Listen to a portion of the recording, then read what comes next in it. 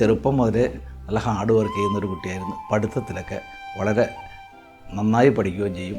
എല്ലാത്തിലും ഫസ്റ്റ് റാങ്കും ഫസ്റ്റ് ക്ലാസ്സും മേടിച്ച് MSc ഫിസിക്സ് അമൃത യൂണിവേഴ്സിറ്റിയിൽ ഫസ്റ്റ് റാങ്കോടുകൂടിയാണ് മോള് പാസ്സായത്.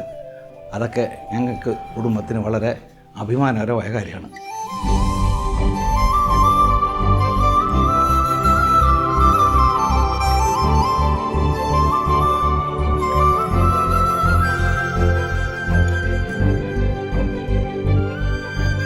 ഇന്നലെ അമ്മയും മകളും തമ്മിലുള്ള ബന്ധത്തെ സൂചിപ്പിക്കുന്ന ഒരു ഡാൻസ് ഞാൻ തന്നെയാണ് അത് അറേഞ്ച് ചെയ്തത്. സ്റ്റെപ്പ് ഇട്ടത് ഞാൻ തന്നെയാണ്. പക്ഷേ അത് ഭയങ്കര ഇമോഷണലായിപ്പോയി. ഓഡിയൻസിന് വരെ കണ്ണ് നനയിക്കുന്ന ഒരു രംഗമായിരുന്നത്.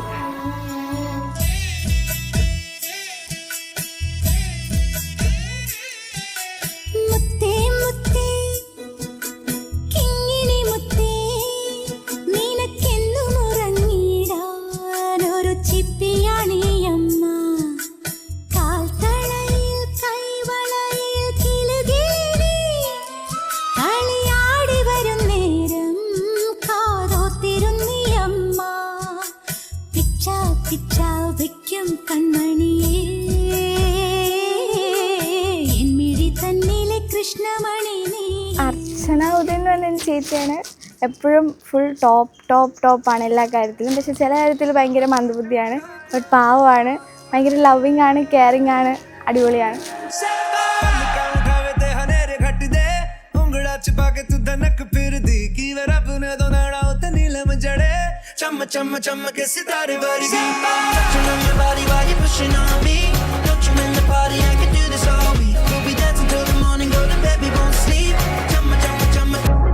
ഞങ്ങൾക്ക് എല്ലാവർക്കും മനസ്സിൽ ഇണങ്ങിയ പോലൊരു പയ്യനാണ് കിട്ടിയത്.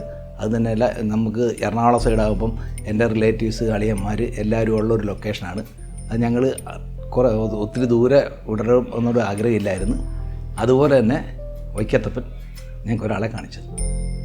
ശ്രീരാമചന്ദ്രാശ്രിത പാരിജാത സമസ്ത കല്യാണ ഗുണാഭിരാമ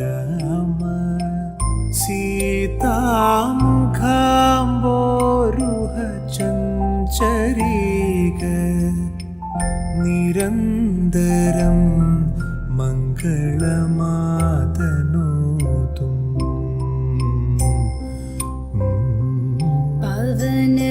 स्तुति पात्र पावन चरित्र रवि सोमवर नेत्र रमणीय गात्र सीता कल्याण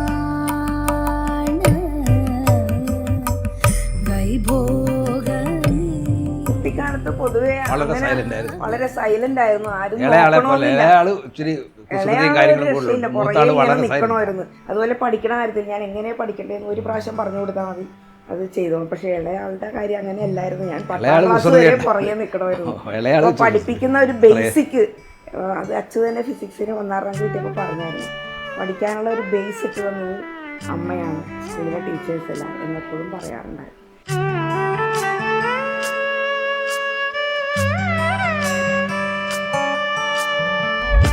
துன்பம் நேர்கையில் யாழெடுத்து நீ இன்பம் சேர்க்க மாட்டாயா.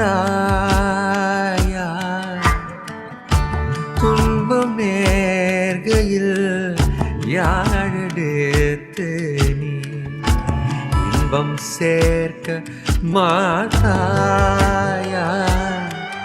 எமக்கின்பம் சேர்க்க மாட்டாயா. இன்பம் சேர்க்க மாட்டாயா. സങ്കടമുണ്ട്.